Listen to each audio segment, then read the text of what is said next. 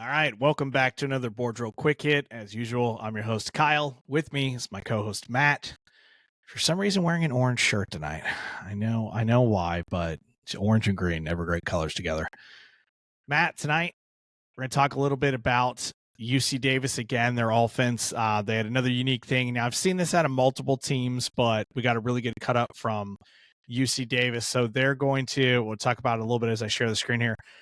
They're going to throw regular route concepts, but do kind of 4 and at times 5 strong and really do a lead blocker with the swing with regular concepts. So kind of an interesting thing here. I don't even know if I described it right. There's probably a name for it for someone out there. If you know what it is, just come tell me because I don't know what it is yet. So great example here. These two guys, right? So they kind of have a tray Y offset. These two guys are on the line of scrimmage. So this guy is ineligible right here.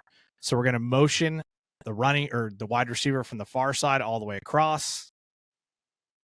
And now the slot that was on the line is going to lead block for the running back on the swing. And then we're going to get a scissors concept with a Y seam.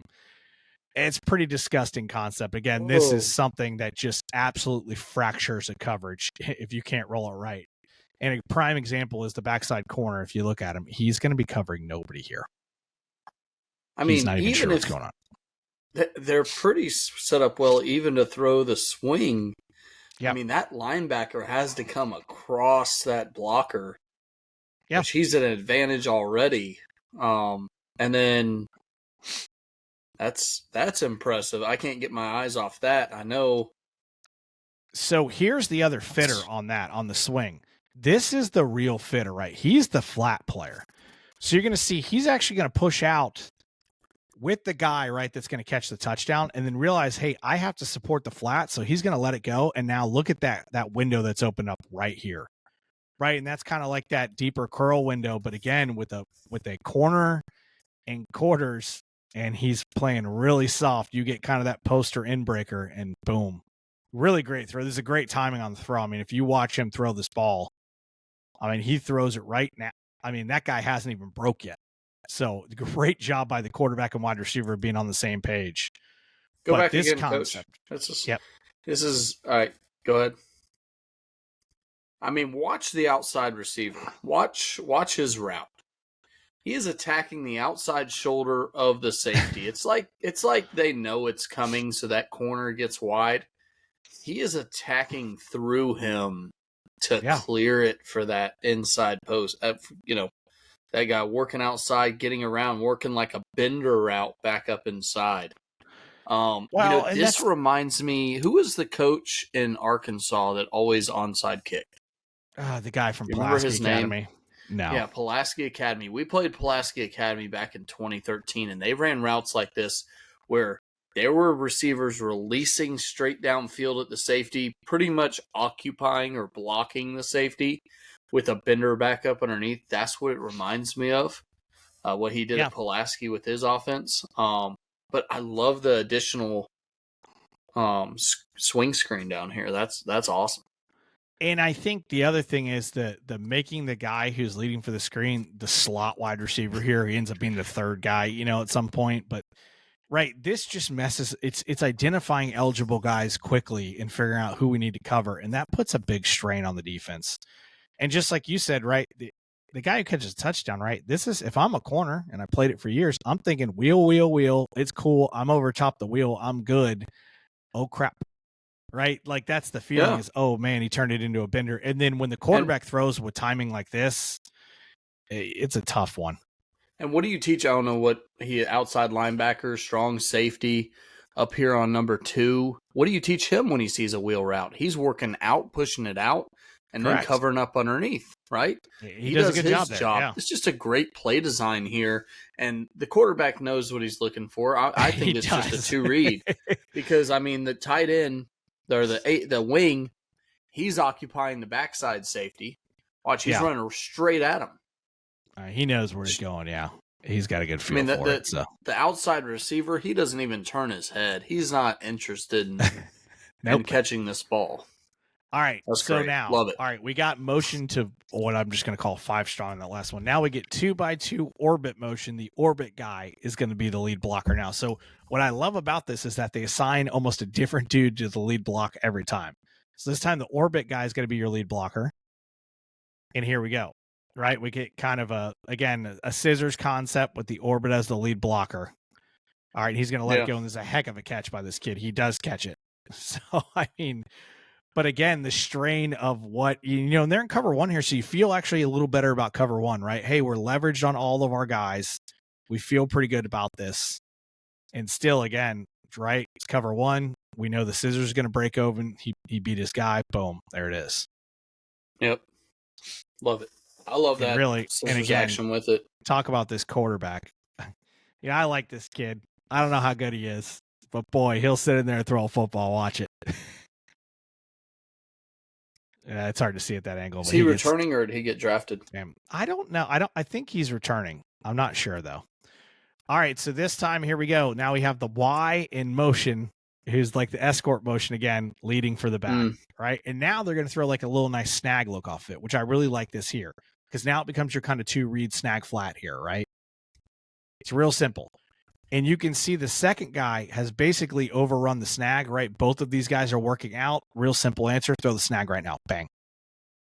This is what I really like. I'm surprised they turned it kind of number one into a corner out. I figured they'd go with a quarters beater and try to run him on a post and try to high-low it, but yeah. So I think that guy's really, I think just like you're saying, I think that guy's there just to occupy guys. I don't think I think in this concept, this is snag flat, right? This is how 2-man read, snag flat. But I love that. He's looking snag to swing. Yes, sir. That's what I mean. Yeah. I mean, swing is in the flat, but yeah. And again, defensively, it works with the push, right? We have all these rules, right? I'm first to flat. If the back swings, I'm now pushing to the 3 as well, which means this guy has now got to enter the front side on 4 strong. And just like you said, when that guy sits down and runs snag, if that guy doesn't push quick enough, which he doesn't here, it's just an easy play to get a good amount of yards. Is it going to be a game breaker? No, but it's a really, really easy read. All right, here we go again with the orbit. Again, the orbit is going to be the lead blocker. There's snag again, so sorry, we'll go through this one. I know there's a couple that they throw the swing here in a minute when we get there.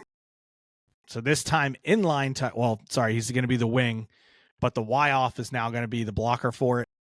And again, they're back to the snag, but they actually throw it here, so you can kind of see what it looks like. It almost looks like a shoot route that turns into a lead blocker. The defender does a great job of just whipping the tight end spot here. But again, as you draw it up, Matt, can you get a better look than that? It's a lead blocker, one-on-one with the linebacker and a running back with the ball behind him. The tight end is beat right here, right where you paused it. Right when the tight end starts to shuffle, he's beat. Yeah. And he takes the block instead of delivering the blow. Correct. Yeah. Which I get that they have to be patient, right? Because he can't just go start blocking downfield because then it's OPI. But he does have to be a little more aggressive here. So again, here's another one. We're actually going to in orbit back out. So again, they just get really creative, and he's the lead blocker. Again, they end up throwing the snag here, but again, I feel pretty good about throwing the flat as well. But again, that snag, if that backside wheel doesn't get there, it's an easy ball for them. Once again, outside receiver, selfless, occupying, pushing deep. They do a great job of that, and you can tell, and that's why they were so successful. He's doing it again here. Look at him here. He's not even looking for a ball.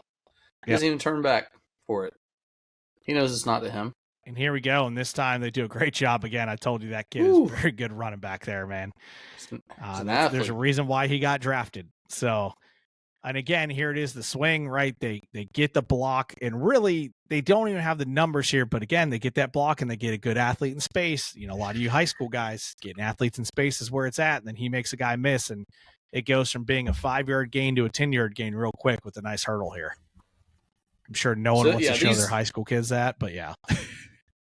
These 4 receiver concepts are great in high school because you get such a wide field. You got to think hashes are wider in high school, so yeah, you have more of an advantage than they even do in college to get guys in space. To utilize that, put 4 receivers out there, make them cover it down. And I think they do a good job of simplifying the reads, right? Like, again, when we had the other one earlier, it was slightly different, but this one is just snag to flat. Like, a high school kid can read this. It's not very hard. Yeah. And we see in this back picture, this time the wheel actually pushes correctly on it. Okay, cool. Throw the flat. A high school kid can do that. All right, here is one of the last ones, but again, we're going to see it. This time it's just straight up. They're just going to bring the, so this is actually the tight end right here on the outside of the bunch. He's 23 is their tight end. They're just going to let him bubble and lead block, right? Kind of a double post look, throw it out there, and then let the kid make plays. But again, it's real easy. Have your quarterback read it. If he feels like he has a double post, he can rip it. But here, boom, get it out there. So many things you could do with this concept. Just thinking really about it, you could bring a dig route and have number 3 be the lead blocker. You could so many different things you could incorporate to plays you already run into your offense. Like we saw scissors, we saw snag. Here's double post. You can come up with other 2-man routes, run the 2-man route, and then pick another guy to block for your swing route. No, I think that's the beauty of it, right? I think it's plug and play, and you could possibly change this week to week, right? Hey, this week we're going to run whatever you want to call it. Right now, I just label it as plus swing because it's adding a swing route, with a blocker. But you could just say, hey, our plus swing route of the week is this, and then work it. Hey, all right, it's week 3. Our plus swing route is this. So I think it's a really cool one. I think it simplifies things for the quarterback. Plus, again, if you have an athlete in the backfield, which a lot of you have, throwing that out there with him with the lead blocker is a really, really good idea. Can you imagine? I mean, Matt, I'm going to go back to us. Can you imagine throwing it out that coffee with the lead blocker like that all the time? You'd have felt real good about it. Yeah, we had a stud running back. This would have been a great concept for him because he was so good at this. We used to do those motions where he got out there and you'd have 2 or 3 defenders run with him just because they were so keyed in on him. It cleared things inside. But, I really think, let's assume you're a team that runs, let's say, shallow.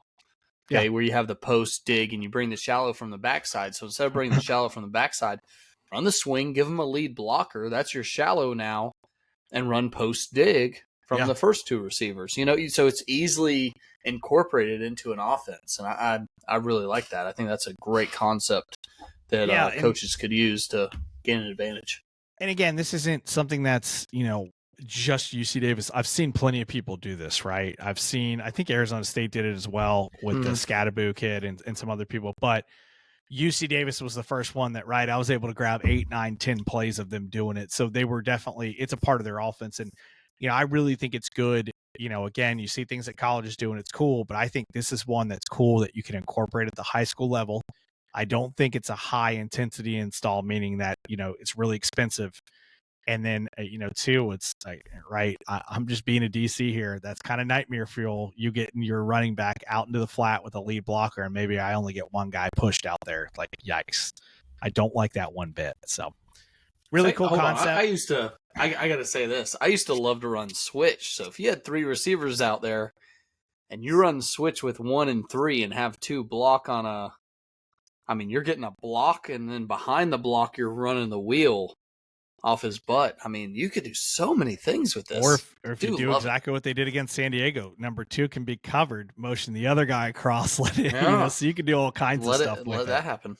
Yeah. So I think it's cool. It's the first time I've seen a 5-strong concept, and it is nightmare fuel. So DCs, and I'm a fellow DC out there, I apologize for putting this out in the world, but OCs, if I'm a head coach, I look at my OC and I'm like, you better put this somewhere in the playbook. So awesome stuff there by UC Davis. Matt, appreciate it tonight. We'll see you guys next time on the Board Drill.